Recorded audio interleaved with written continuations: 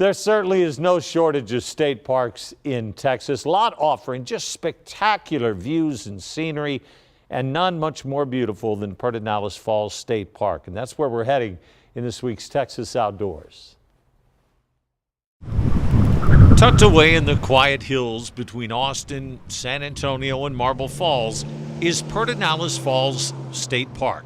Just the scenery, this is gorgeous versus town where you see just buildings, and here it's nature. Nature in its most simple form, where quiet water bubbles out of the ground. Yet all around you can see where centuries and torrents of water have carved out a beautiful gorge. It's been itching and itching and itching because I've been wanting to come out here, and it's like, what is this about? And I'll see pictures and I'm like, this is gorgeous. The hill country's gorgeous. Emily Marcus and her dog Draco get out as often as she can, but working 2 jobs leaves little recreation time. So she likes to make the most of it. Morning. Apparently, a lot of people do. Even on a crisp winter morning, the park was far from empty. And I think that's part of it, is just to come out here and to be in nature. Macklin Buck knows the park pretty well. He used to be a trail runner and says Pedernales Falls is perfect. The trails are great out here.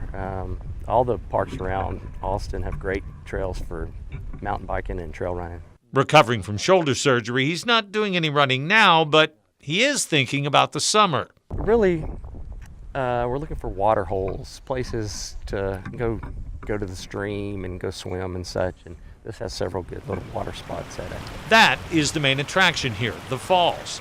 This time of year, though, the water typically runs lazily over huge boulders, forming calm pools where folks just like to take pictures and occasionally try to pull something out of the water. Reason a lot of people come up here is because this actually has Guadalupe bass, right? Which is the state fish. Jesse Smith and a couple of friends drove all the way from Dallas to camp for a couple of days. The main thing here is like water related stuff.